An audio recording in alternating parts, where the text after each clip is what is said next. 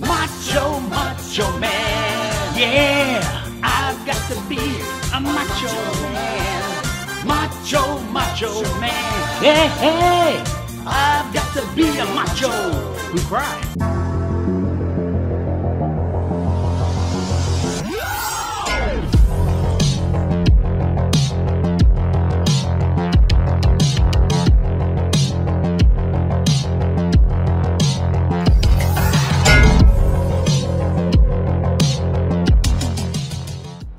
Cry Macho is brought to us by director Clint Eastwood and stars Clint Eastwood, Dwight Yoakam, Eduardo Mene, and Natalia Trevin. So Cry Macho is Clint Eastwood's latest directorial and starring effort, and being a big Clint Eastwood fan myself, I was really excited to see this one. Eastwood has, if nothing else, proven himself in front of and behind the camera over the years. Over the course of about the past 10 years, he's kind of been playing a similar character, an old crotchety guy who gets involved with a younger person and just kind of gives him shit until he develops some type of relationship with them. This time he befriends a 13-year-old Mexican kid who he's trying to get across the border to his father. Eastwood's Mike is a washed-up rodeo star who is contracted by his old boss, Dwight Yoakam, to go into Mexico and find Yoakam's 13-year-old son, Rafa, played by Eduardo Mene. The problem is that Rafa is a bit of a troubled teen. He's living on the streets, he's doing cockfighting, he's stealing cars, just all kinds of bad shit. Upon finding Rafa, Mike is able to convince him to come along with him back to Texas, but in the process, the federales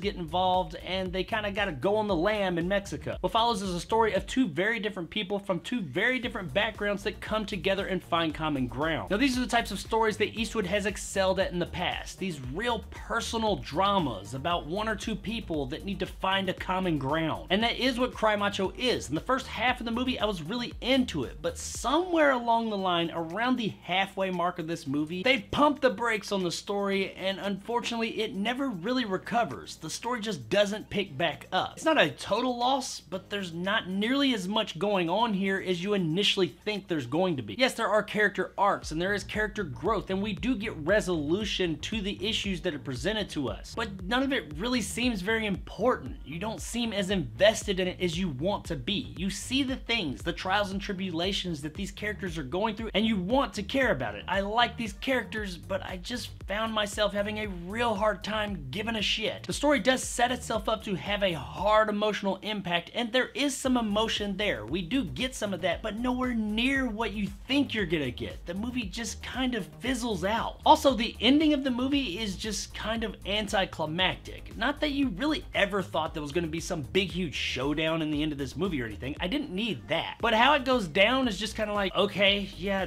sure, whatever. I guess that's kind of like real life, and if that's what we're going for, great. But I don't really watch movies for real life. I want something to be just a bit heightened. Call it realism all you want, but sometimes realism in movies is just kind of vanilla. I think the biggest issue is kind of like I said a moment ago, the emotional impact. It just wasn't there, and without that, you didn't have much else. The story overall isn't bad. I mean, it's okay, I guess, but it's just kind of I've just come to expect more from a movie with Eastwood's name attached to it, especially in the director's chair. Now, the performances, on the other hand, for the most part, they do deliver. Eastwood, per usual, it should be no surprise, is excellent here. Yeah, he is kind of playing the same character he's been playing since $1 Million Baby, but you know what? That shit works, and I love to see it. Some of the funniest parts in the movie are just the way that his crotchety old man responds to shit that people say out in the world. I feel like this is Eastwood in real life. He just gives no fucks. I mean, you're gonna talk to him about some dumbass shit. He's like 91 years old. He doesn't give a shit. Just shut the fuck up. It's always great to see Eastwood on screen because he makes it seem just so effortless. The guy is so great at his craft, it just seems like he just turned the cameras on and started talking. Dwight Yoakam once again proves to us that, you know what, he is a good actor. He doesn't have a lot of screen time in this movie, but when he's on screen, he does make an impression. Another standout would be Natalia Trevin as Marta. I really enjoyed this character. In the entire movie, she speaks Spanish. Now, I don't speak Spanish. I don't know any of it, and a lot of what she says in the movie isn't even put on screen with like subtitles or anything. We hear whole conversations, and then we hear someone tell us, oh, this is what they were saying. It was kind of weird because I thought it'd be really difficult to connect with a character when a lot of what they're saying is being translated by another character, sometimes after the fact. But her body language just sold everything that she was saying. A lot of the times, I didn't even need the translation. I got what was going on, basically. She did a fantastic job here. Now, Eduardo Mene as Rafa is a little bit more hit and miss than everybody else. Half the time, he's doing a pretty good job. He seems like a legitimate 13-year-old kid with delusions of grandeur. Now the other half of the time, it seems a bit forced. Now I'm not 100% sure if this was his performance or just the dialogue he was given, because the material that he is working with, what he is speaking in the movie, does seem a bit off. I mean, some of the things he's saying just don't seem very natural. I do kind of lean more towards the material because there were a couple of other smaller characters that had weird dialogue as well. The things that they were saying, like in all these types of situations with characters that came off a bit odd, it typically came off as a bit forced, and it was usually when they were trying to convey some type of information to us through dialogue, but the dialogue was a bit too on the nose and contrived. For the most part though, all of our main players do a fantastic job in the performance department here. It is mostly our sidelining characters that are a bit off beyond the character of Rafa. Now one place that the movie does excel in traditional Eastwood fashion with all of his projects is the look. The movie looks fantastic. Eastwood has this way that he films movies. There's never anything too complicated that he does. It's just everything that he does, like every single shot, every frame of his films, it's just done so solid and professional and has this certain amount of finesse to it. It's not too polished where it comes off looking kind of fake, but it's not cheap looking either. It's just right. And that trend continues here. Cry Macho is a great looking movie, and we get some really beautiful shots of Mexico, especially the desert areas. Guys, overall, Cry Macho is okay. It's not a terrible movie, but about halfway through, it got pretty slow. And unfortunately, the story never really recovered. While there was a handful of awkward performances here or there, overall, our main cast did a fantastic job in the performance department. And honestly, after that halfway point, they are absolutely what carried this film. It's a great looking movie with a technical expertise behind the camera that only the greats such as Eastwood can provide. And while overall I was a bit disappointed in its narrative, it is still worth checking out on streaming.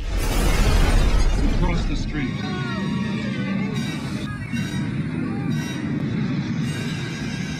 While I don't think that this movie is going to wow the vast majority of people, for Eastwood fans, you're gonna find something that you'll like here. And also, for those of you that are interested in a very slow-paced story that instead of going out with a bang, goes out with more of a fizzle, I think you'll find a little something to like here. So if you're looking for any of that, check out Cry Macho one night. You'll have a decent time with it. So there it is, guys, my review of Cry Macho. If you enjoyed and want more content like this, hit that subscribe button and help my little channel grow. If you want to help out the channel, check out my Patreon in the description below and become a jarhead and get some of the awesome benefits that go along with that, like these guys. And possibly join my top tier and become a bad motherfucker like my man Greg. If you liked what I had to say, give me a like. If not, let me know in the comments below why. And as always, stay sexy, Mexico City. His name is Macho. Whatever. What's wrong with that? Nothing. Guy wants to name his cock Macho. It's okay by me. You can tell a macho, he has a funky walk. His western shirts and leather always looks so boss. Funky with his body, he's a king. Call him Mr. Ego, dig his chains. You can best believe that he's a macho man.